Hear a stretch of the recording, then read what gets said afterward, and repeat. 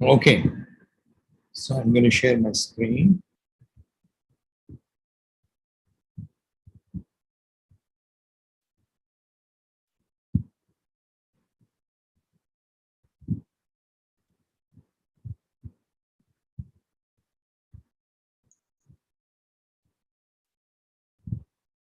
Yeah, first off, I hope you can see my screen. Yes. Okay, so this is the plan for the rest of the term. Today, I'll be discussing the topic of convergence of abstract interpretation algorithm. Okay, and why we need some special attention paid to it, and which is done using the concept of widening. Then, Thursday I'll be taking a makeup class for the Friday class that we missed last time, and there I'll cover some chat here. Which book is followed for the abstract interpretation? No, I think so. Yeah, selection madam. So it is. Uh, yes, it is that selected chapters from which I've already uploaded. Okay, which is not this one, but rather, let's see if I have it at the end. The principle. Okay, let me.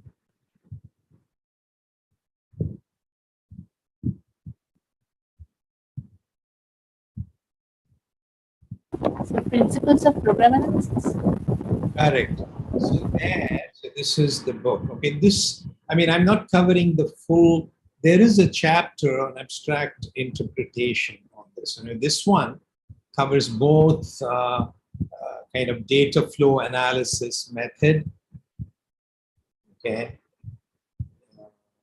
which is more like based coming from the view of compiler analysis thing. So it's chapter 4. Okay, basically chapter 4, and there are lots of theorems and things here. A lot more technical details in this, but I'm yes. Covering somewhat, not all the theorems and proofs and things here. So basically, this chapter 4.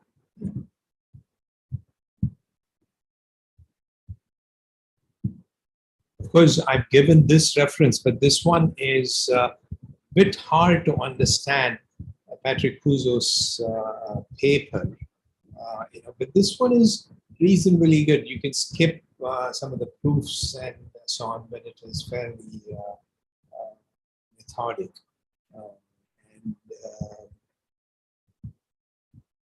yeah, I would start by reading this Introduction to Abstract Interpretation, chapter 1.5, and then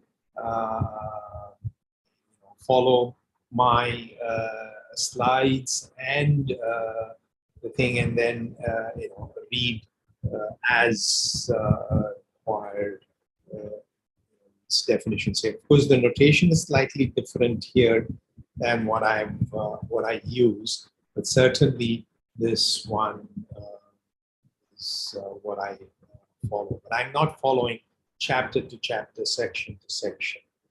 So, these things.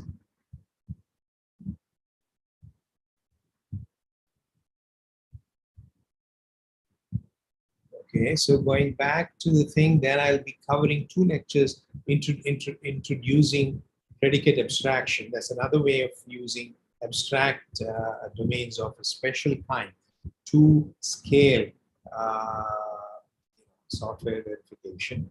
A particular method called CGAR, counter-example guided abstraction refinement, which goes with predicate abstraction. Then another very popular and state-of-the-art technique called property direct reachability, which is also popularly called IC3. basics is, just one, for general discussion. Maybe I will get a guest lecturer to talk about synthesis, or if we need, these some of these things spill over, then I might cover basics. Okay, so there is still one take home. I mean, I'm planning to have a take home exam. Okay, and I told you that I had planned on giving some assignment. There is a tool that we'll be introducing that supports the CGAR predicate abstraction method called SATAPS, which I will introduce as part of that. And there will be, and I said I wanted to assign one small, simple example for you to use SATAPS to get to know what predicate abstraction is. And that I'm going to be making as part of this take home, which serves both as the quiz as well as the assignment for predicate abstraction. Okay, so that is the plan. The take home exam is out on May 9th, and it is due on May 13th. And maybe this particular exercise of predicate abstraction I might even give you earlier. Okay, and the project presentation and due date is May 13th, which is the exam week here is between May 9th and May 13th. Okay. So Dakshina, I will call you maybe immediately after this the class. Yes, sir, I'm there.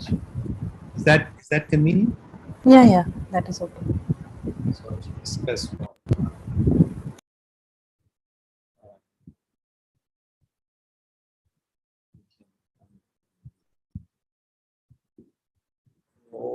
Okay. See, last time we discussed this algorithm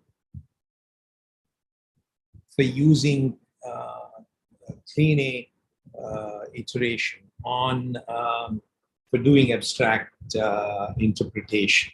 Okay, this is the algorithm we discussed, which the input here is the CFG representing the program, and for each location there is a fixed point equation. Okay, these can be viewed as simultaneous equation, which defines the abstract semantics at that location in terms of a transformer associated, Fi associated with that location. So how this algorithm, an algorithm which propagated the abstract domain using these equations, okay, simultaneously across all locations until it stabilized, okay, until all the locations, the abstract domain values at all the locations reached their respective fixed points. And the general algorithm was, since we're doing simultaneously, it was generally something you could choose any of these equations that is associated with any location to propagate the value, the equation, as long as you don't ignore any location forever. Okay, because each time you propagate the abstract value at that associated with that location, which all represent the inductive invariant at that point, so you need to further propagate to all other locations that are dependent on one location that is improved. So each time you kind of improve your the abstract value value associated with that location, and that you do until all the locations get saturated. One way to kind of organize this is to use a topological ordering among the nodes in the graph representing the CFG. Okay, that will be a this ordering is based on the acyclic graph that you get after removing all back edges of this kind. And then you could then use, and that's what this algorithm did. So each time you pick a location in that order, okay. To begin with, you start with the you put all the locations in there, initialize the domain value at all the locations to bottom, and then you you pick a location, then apply the equation corresponding to that location, by which actually constructs a new value to that corresponding to that location, and then you remove that location and then add all the locations which are targets of that location, as long as, unless it is already stabilized. Okay, if this application of this equation doesn't create new things, then new value and it actually saturates, then you don't need to add the target locations, and you keep doing this until you until you exhaust, until the list of locations becomes empty. Okay, and that's how you kind of propagate the effect of improving the value at each location by the application of this transformer for that location that you have chosen, until you all the locations get saturated. Okay, and we saw how that thing worked on this example. Okay. And I hope you any questions there. I hope you had a chance to simulate this example, simulate this algorithm on that example. I will want you to do that on your own. I kind of illustrated, but if you still have questions on that, and you want me about that algorithm, and there are doubts, please ask them now. I just want to check if Viganta is here. Yeah, Viganta is here. I had a question. Yeah. And so who's this? This is Siddhant. Okay. So in the control flow graph, how do you decide like what edges to remove to get the topological ordering? Because here there's a cycle. So how do we, like, which edge to remove? How do we decide that? Yeah, I think you could. Yes, as you could remove the back edges to remove the cycles. That's all. Okay, the topological ordering is on a DAG. Okay, make a DAG. Okay, that's all. Okay. Actually, you could use any kind of here you remove the back edges to cut the cycles. Okay. Where is the ambiguity there? So there might be. This is just for determining a particular ordering on the nodes. Okay, you will require all the edges to, in order to simulate the algorithm. Okay, edges are important for the algorithms. Yeah. Yeah. Yeah. I mean, you have to remove the edges to make it into a DAG. Okay. Remove the minimal number of edges to make it into a DAG. Yeah.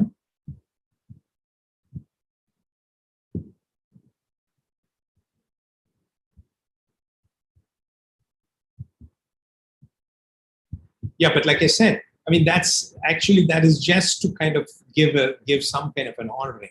I mean, you can always use this chaotic iteration thing, where you make sure that this ordering is only to assist you to do.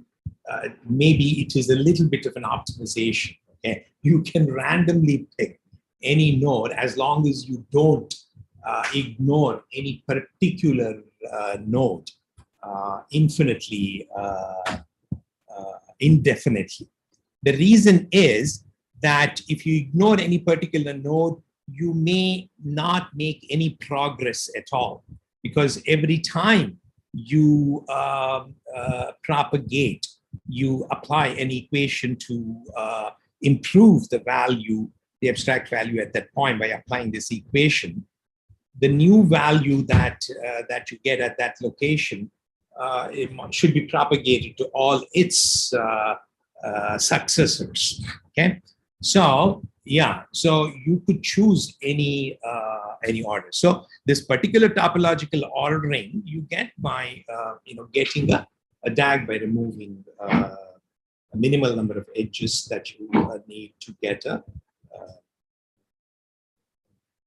basically that. That's what I would say. Now, the question that I'm going to address today is, what is the guarantee that even after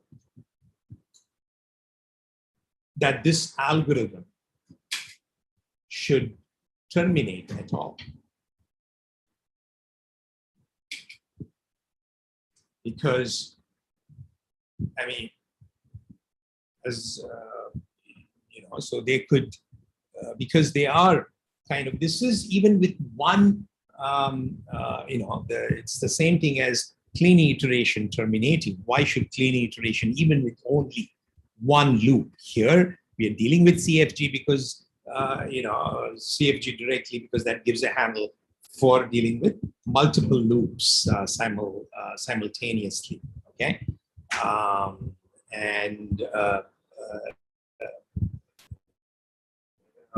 But so there's no guarantee that even when you use this strategy of not ignoring any particular location infinitely often, so that you don't even with that thing, that is the shortest way of not making any progress at all. So here you will be making progress. These kind of using some ordering like topological ordering, or using this strategy of not ignoring any particular equation or location indefinitely, guarantees that you are making progress, but there is no guarantee that you eventually, even with that care that you take, that you can reach, you can reach a fixed point. A fixed point is reached when all the values at all the locations saturate, and there is no more, none of the equations will, when applied, will improve, will change the value at that location. So there is no guarantee that this thing terminates, because the fixed point, especially on an infinite domain, okay, if it's a finite domain, then it is guaranteed to terminate. But if it is an infinite domain, even if it's abstract, like for example, interval domain is an infinite domain, so there is no guarantee that it will terminate. So then, how do you, when you in real tools, practical tools, how do you deal with that? There must be a way that, way to make it converge, even in those cases. Because we are allowed to make approximate these inductive,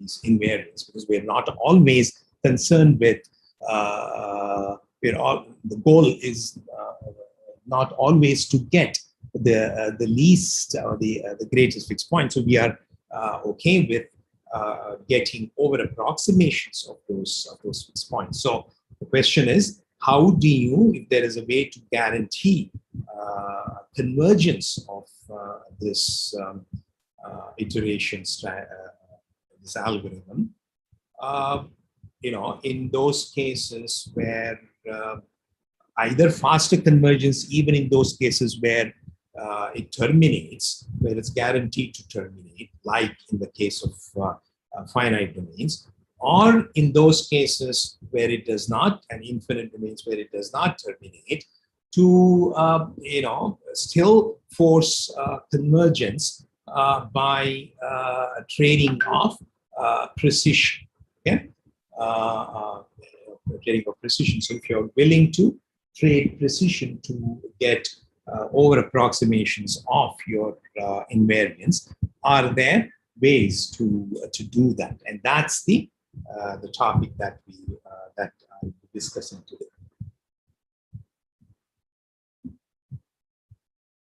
Okay.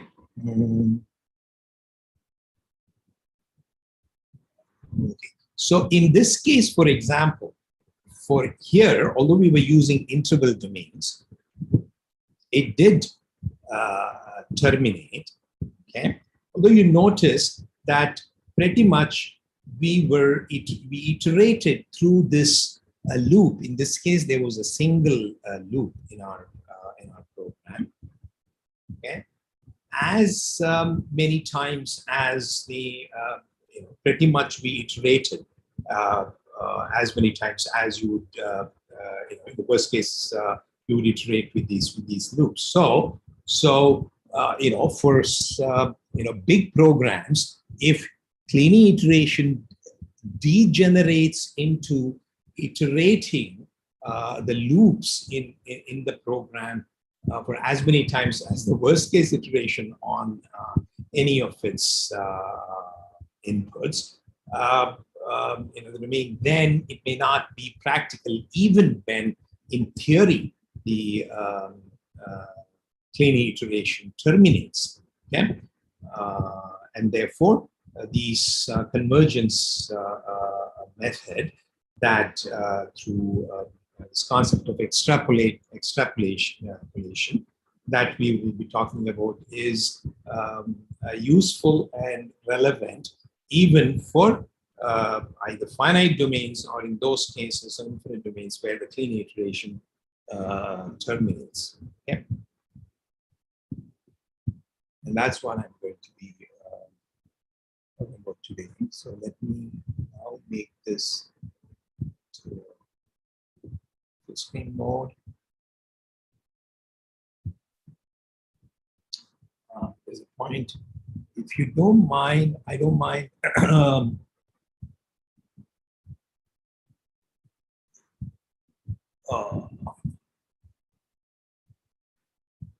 No, it's okay with you. I will make this.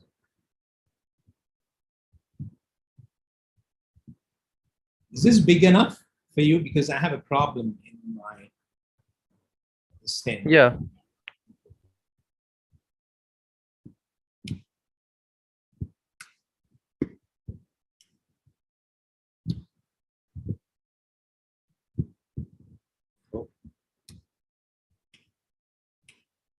It doesn't work.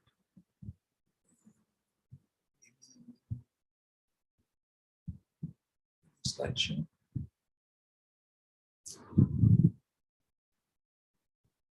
Make it bigger and I guess it works. Okay. Yeah. Yeah. So this lecture we are using ensuring convergence. Okay. So before I do that, I want to just kind of get us all reacquainted with certain things, okay, about doing this clean iteration and so on. If indeed, since it's been some time since we talked about it. So I'm using a simple example to kind of reacquaint you to what it means to do clean iteration through, using this collection semantics as a recap on a particular example. So what I've shown here is a transition system as a graph. Okay, so this is the entire T. It denotes the set of all states, and I is the initial state, and the edges denote the transition relation. As you see, the collecting semantics is defined by means of this function over predicates or sets of sets, subsets of states, as fx is I union post of x, where post computes the image under the transition relation of any given set. So given this, I ask, what are the fixed points of f of this function f? Okay, because the fixed point of f, this collecting semantics, okay, on any particular domain. Okay, so when you're doing abstract interpretation, we are doing this on abstract domain. Okay, so strictly speaking, I should have the hash symbol here, but I for a moment I have I've ignored putting them. So assuming that this is our transition system on the abstract domain, and this is the standard way of defining the abstract transformer. So I'm asking you, what is the fixed point? What is the fixed points of f here? Anyone? So I think the singleton sets 7 and 2 are two fixed points, and then Singleton set what? Singleton set 2 is one fixed point, singleton set 7 is another.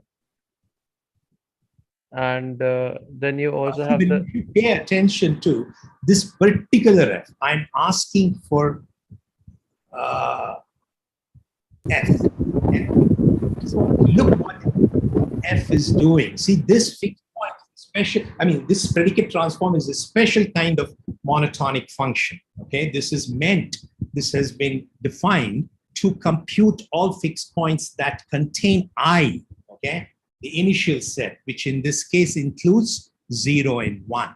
Okay, the reason the singleton set 2 is not a fixed point is because, see, if you apply f to the singleton set 2, what happens? Immediately, of course, the post of 2 is 2, but it computes the union, right?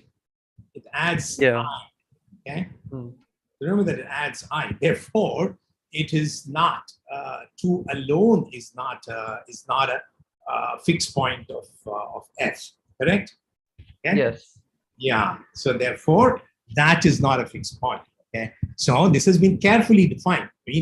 2 alone is a fixed point of maybe of some other function. Okay, but I'm particularly asking this function which collects this reachable states reachable from I, the initial set of states, in 0 or more steps. Okay, so here. Without, so 0, 1, 2, maybe you mentioned that as well, okay? Did you? Okay. Yeah, So, I was about to. But... Yeah, 0, 1, 2 is certainly a fixed point, because if you apply, there's a simple way to check if it's a fixed point or not. So if you apply f to this, it should, so what is, it's I union the post of this. See, the post of this, post of 0, 1, 2 is 2. Okay, so union that with I, 0, 1, will give you back 0, 1, 2. Okay? So that's why this thing. I hope, yeah. So I hope you understood why 2 alone is not a fixed point to this particular function, because this is adds I in every time you apply f to it, and that's why it is not. So what is another fixed point? Okay. So this happens to be the least fixed point that contains I. So all this particular function is kind of tailored to compute fixed points that contain I. Okay. 0, 1, 2, 7 is also a fixed point. Okay. Because as you said, 7. If you start 0, 1, 2, 7, if you apply that, I is already contained in that, okay? And everything that is reachable from I in 0 more steps is contained.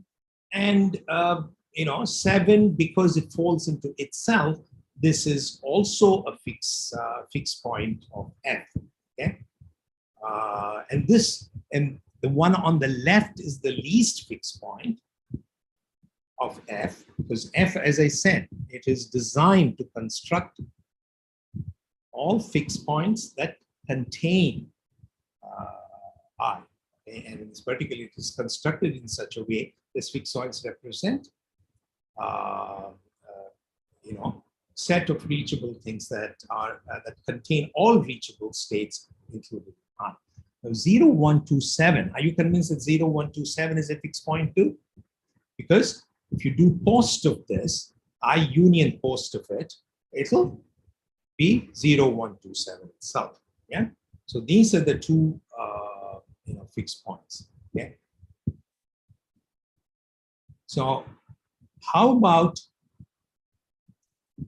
the set that includes the entire true, that includes all the sets? Is that a fixed point?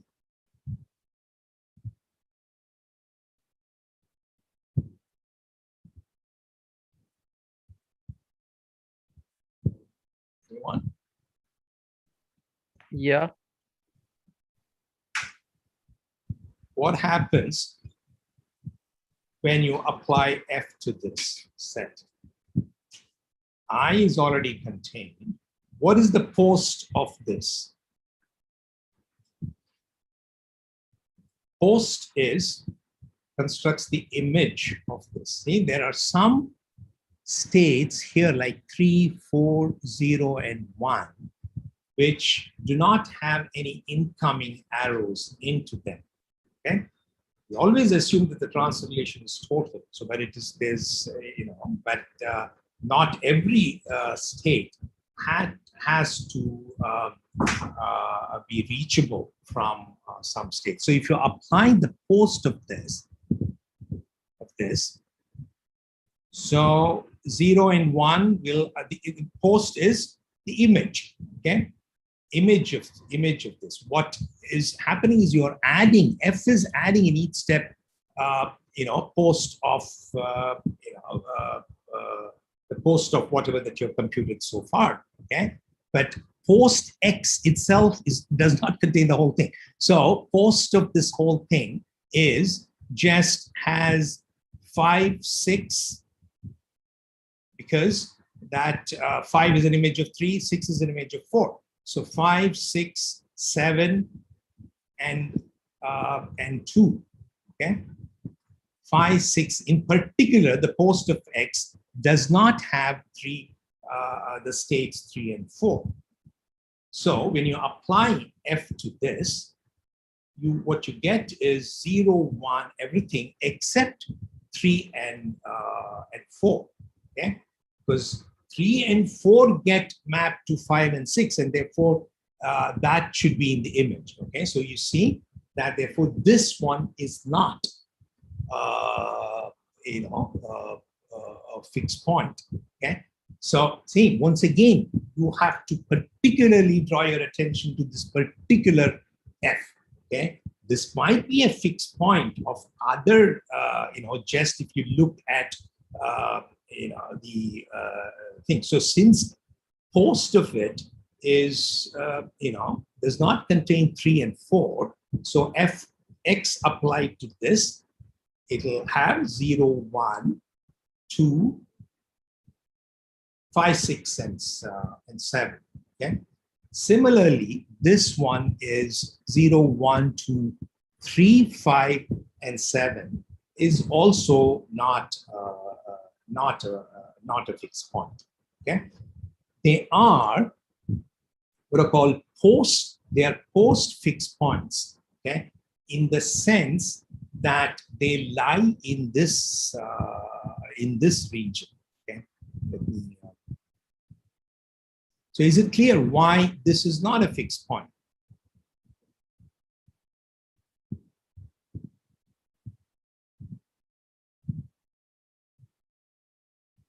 Hello? Yeah.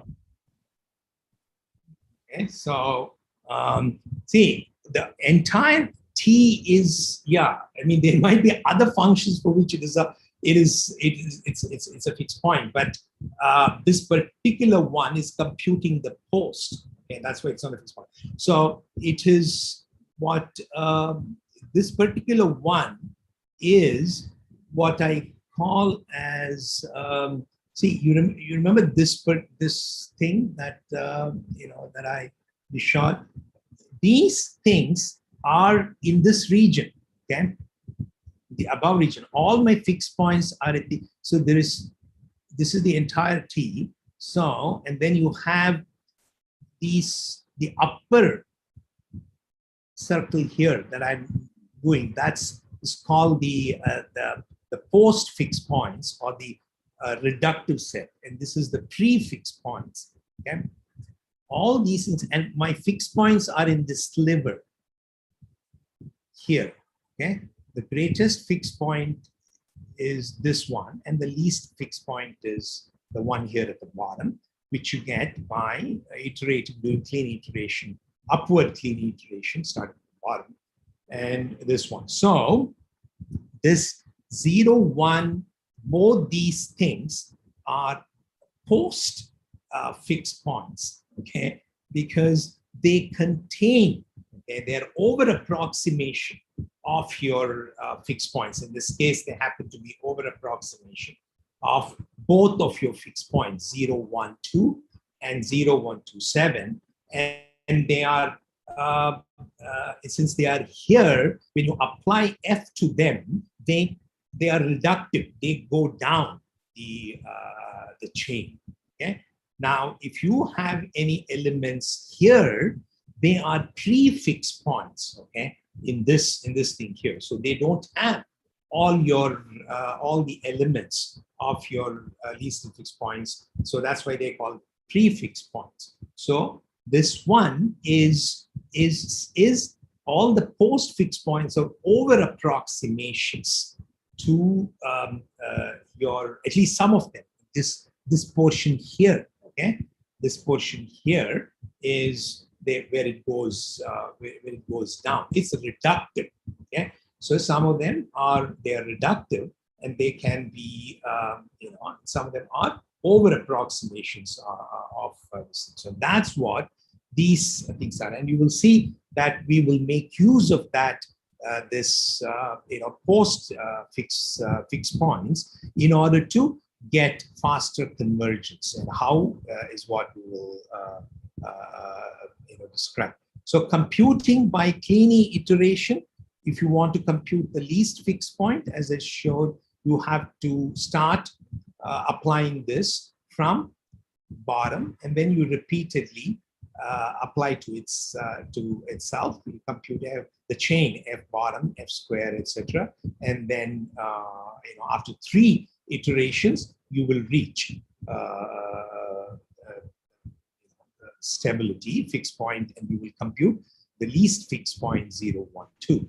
Similarly, the greatest fixed point can be computed as I showed in this thing,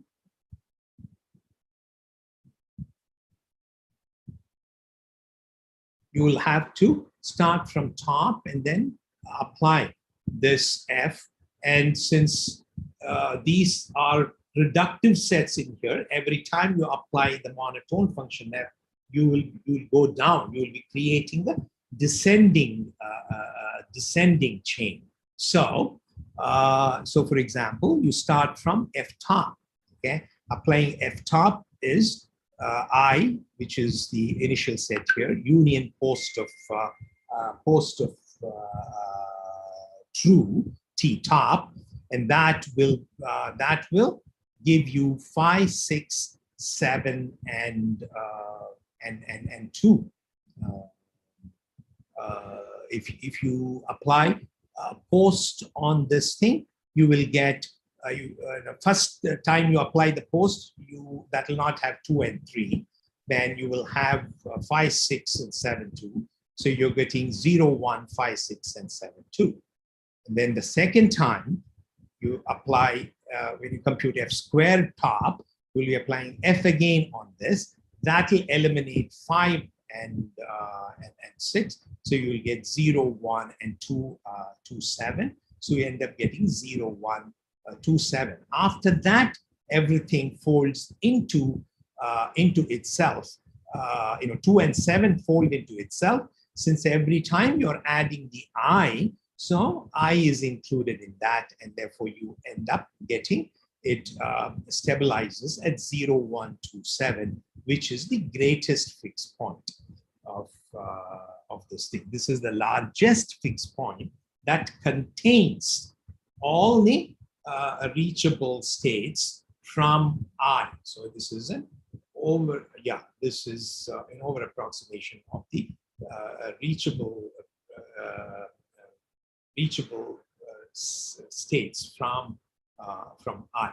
Okay, so this is how you apply clean iteration on a descending chain. Okay. Okay. So any questions here? This is just a recap. Okay, for you to get familiar with applying this clean iteration on ascending and descending chain. Any questions here? Okay, move on. So now I'll show an example which kind of illustrates both why this algorithm, the work, that algorithm of doing a clean iteration may not terminate at all, okay, on interval some infinite. So consider this program. Okay, so what is the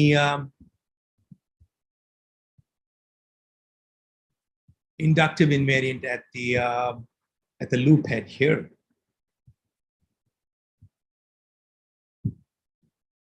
What is the, suppose we are using interval domains. So what is the inductive invariant? X is in -1, infinity. Correct. Okay. So, and if you applied clean iteration, so you will be doing forever, correct? Because each time you're starting with -1, and after this assignment, you'll initially at the loop head is -1, 1. Then you will add enlarge that to -1, extend it to -1, 0, 1, 2, 3, etc. So clean iteration on infinite domains don't have to terminate, and this is one illustration. Of course, if you did a signed domain, because the signed domain has only finitely many elements, so clean iteration always terminates. Okay, even on infinite, the program itself may not be terminating. Okay, but since there are only finitely many values, the collecting semantics, the fixed point will be, all chains on that abstract domain will be finite. Okay, so that's gives us to introducing this concept. Chains we already know. Chain is a totally ordered, given a partially ordered coset. This is chains are sets in which every pair of element is ordered, is certainly ordered. There are no incomparable elements. That is a chain where all the elements are on a chain, since every pair is totally ordered. So one way of organizing is by indexing elements on that chain. You can have, you can structure it as ascending or descending, descending chain, depending upon which way you do the index. So as we've been talking about ascending and descending chains, they are actually, this is the way to formally define those these chains. Ascending and descending chains are just indexed chains. Okay, so the height of a lattice usually is defined as the length of its longest chain. Okay, a lattice has finite height if and only if all its chains have finite finite length. So if it's finite, the domain is finite, that's so necessarily all its chains have to be finite. Otherwise, it can have infinite height. Now, you can have infinite lattice, and some of its chains could be finite. Okay, could be finite. In which case, the limits of those chains, those so the fixed points of those chains can be computed, and they using clean iteration, and they can terminate. Okay? But on infinite domains, since they can be fixed points, can be the limit of infinite chains. There's no guarantee that it terminates. So the question is, how do we guarantee convergence to that algorithm in such a way that even when clean iteration doesn't terminate, if there is a way that we can converge with an over approximation to least or greatest fixed points. And that is where we use this extrapolation operator called widening. Yeah? So widening, denoted as this reverse delta here, nabla, is a binary operation of two elements. Okay? It is an upper bound operator. Okay, it always returns something x1 when applied when it's applied to two elements x1 and x2.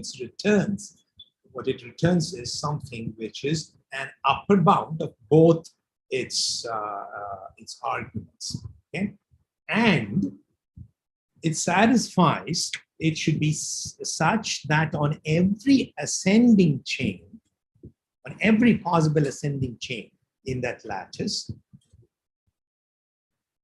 it has to chain. Okay, when you do this, you start with x naught as x naught prime, and at each step you take the you apply the widening operator on the previous element with the next element in here. Okay, so you're taking on these things, and if that, when you apply for each things, you take this x naught and apply for every pair in this chain, you apply the delta. Okay, the reverse delta, the widening operator. And if that stabilizes, because the widening operator, when applied to x naught and x1, will give something which is bigger than both of them. So, and what's the additional requirement that we're imposing is that it should be, when I do this kind of repeatedly, then it should eventually stabilize. There must be a finite n, after which applying the widening operator will not give you anything bigger. It kind of stabilizes at that point. So widening operator performs an upward sequence extrapolation on these things. It extrapolates these elements. By looking at these things, it extrapolates into something bigger such that it is guaranteed to terminate after a finite number of applications on all ascending chains. Okay, so that is how it is. In that sense, it's a extrapolating operator. So the idea is, see, cleaning iteration. This is the idea behind why this way it is. The widening operator is defined. See, normally, what do? By cleaning iteration, you start with bottom, in order to compute a fixed point. If you're using cleaning iteration on ascending chain, you do f bottom, f square, etc., until you reach f star. Now, this could be either very long or it may never terminate. Instead, what the idea is, if we had defined a widening operator, then we would do the following. We'll start with f naught delta. We will be computing a more accelerated chain, okay, by starting with f naught delta, which is same as and in each step you take the previous one and you apply the widening operator to f naught delta and f of f naught delta instead of just doing f of bottom. So you widen it, you extrapolate at each step. Okay, when you do that, if by applying f on your previous thing is if you already stabilized, then you stop there. Otherwise, you keep applying your widening operator until it stabilizes. That is, at some point, at Fn, when you apply f to Fn, nabla, that will be contained in that. That is when, as I said, stabilization is when the result of extrapolating at that point on the application of chain will result something which is less than or equal to the previous one. So that is the idea. So, and since the idea is, since we have the challenge is in finding a widening operator that is kind of an upper bound operator, but also is such that it extrapolates to guarantee stabilization on ascending chains. Okay, after a finite number of application of the widening operator. Okay, so there are several ways in which ways of defining for different domains such widening operators, and we will see one such widening operator that works. One such operator, binary operator, that works as a widening operator. Okay, so once again, I want to emphasize a widening operator for a particular domain has to be an upper bound operator, and also be such that for every ascending chain, it has to stabilize. When you repeatedly apply the widening operator, it has to stabilize in that it will not keep on extending it. Okay. See, so the basic idea is to see if there is a trend, okay, in the way that the widening operator looks at, it looks at these things, successive elements that you get. And if there is a trend, if there is a way that there is a pattern in which it is being extended, then you kind of take a leap of faith and you extend it to its something very big, by extrapolating that pattern of application. So consider this operator, binary operator, which works for interval domain. Okay, so if either of them operand is bottom, you return x. Okay, but if neither is bottom, then see, remember that what appears in the way that it is applied, okay, is always being applied to the current value in this chain as the first operand, and the second operand for the widening operator is application of f. Okay, so if that result, the second operator is the result of applying f to this, and that's how it is applied. So if this, the pattern is, if this, when you apply, it seems it's not extending. Okay, it's if L2 is less than L1, if it is extending on the lower side, then you will extrapolate, okay, to minus infinity. Okay? Otherwise, you keep it as L1, which is the greater of the two. Similarly, if as a result of applying f, you're extending the upper bound, then you assume that, okay, so you extrapolate and then you set it to something, in this case, I'm setting it to infinity. Okay. So then, this is certainly an upper bound operator. Okay.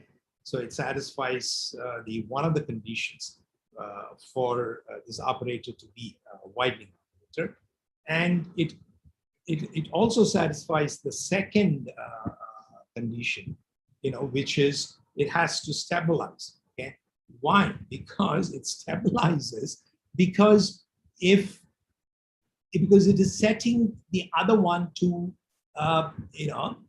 plus the moment at any point in that application to the chain. If the second argument goes, you extrapolate to include the entire domain. So in this case, it is easy to see that it is indeed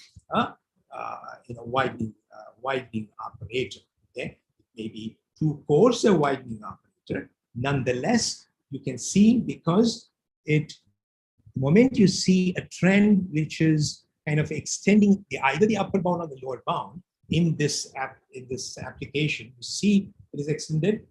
I extrapolate to its maximum, to its limit, and therefore, it is in this case it is guaranteed to be a widening operator, and therefore, so this one, let's see how it works on a particular example and why this would be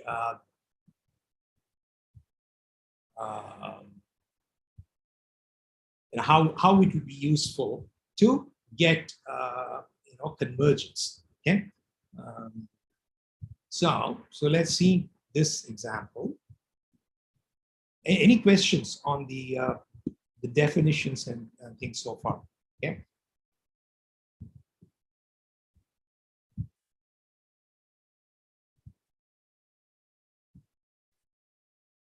Okay, so maybe this example will make things clear. So, propagating the abstract domain, you start with x being in minus infinity to plus infinity. After x being set to -1,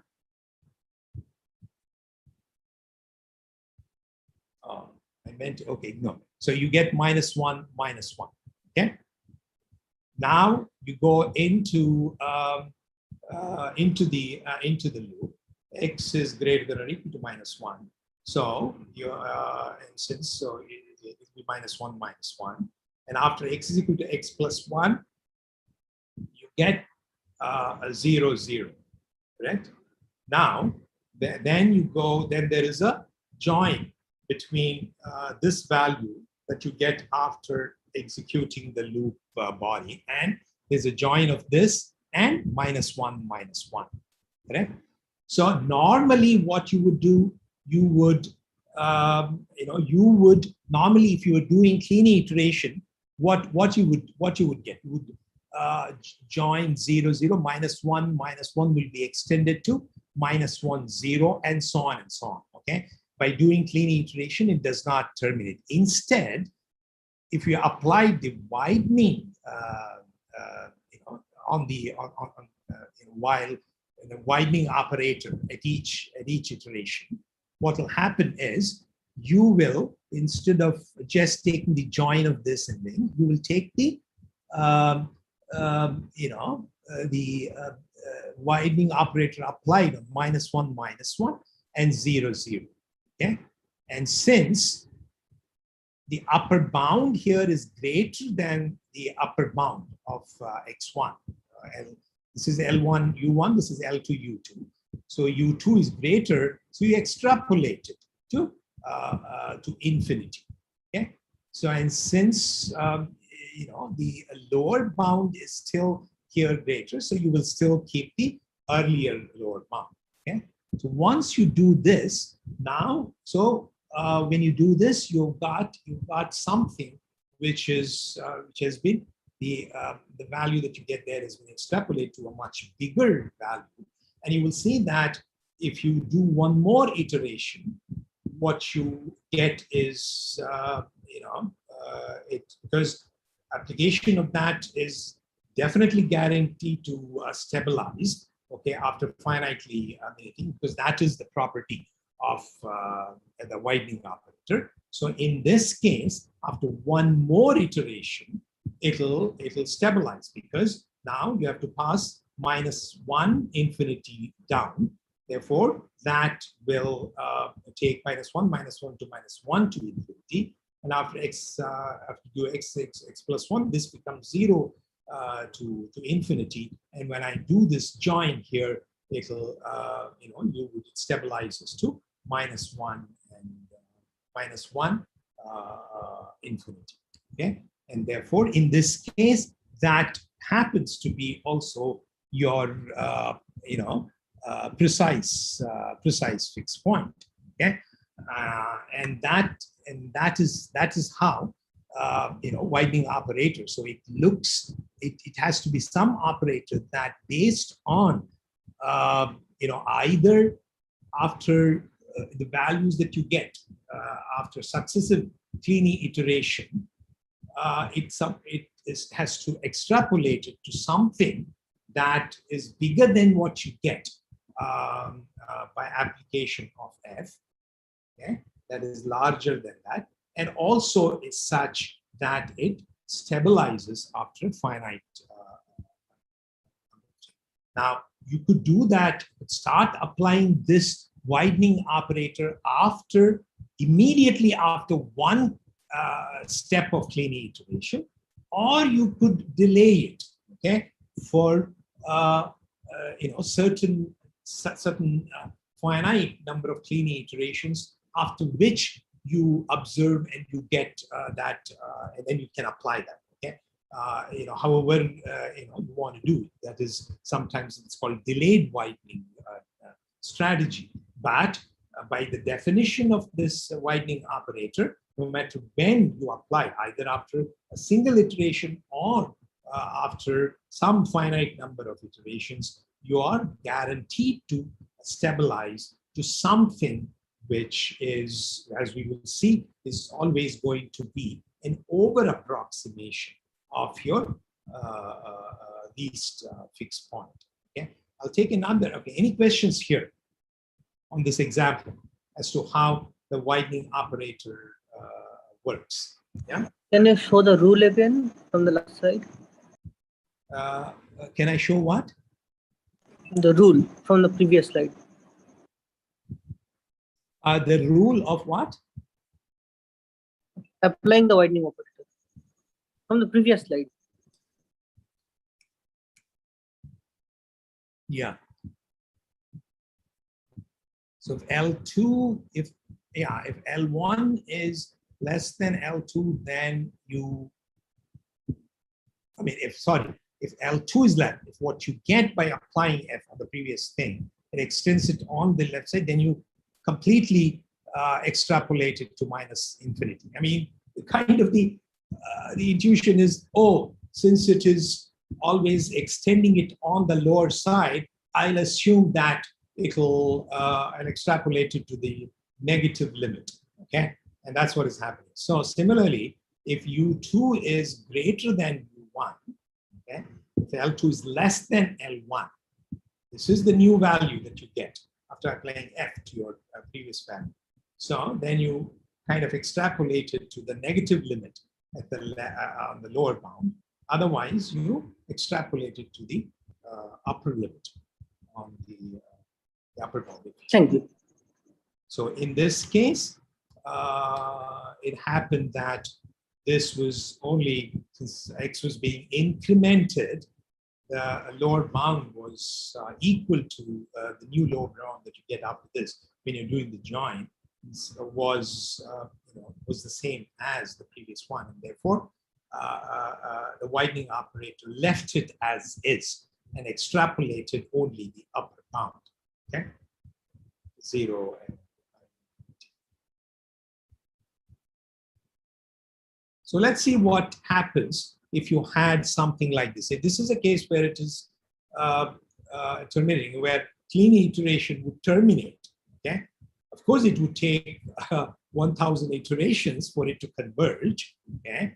Because each time it is just extending one upper bound incrementally by one each time, and therefore it eventually converges into by deriving, extending this the invariant after this to be -1 to 1,000.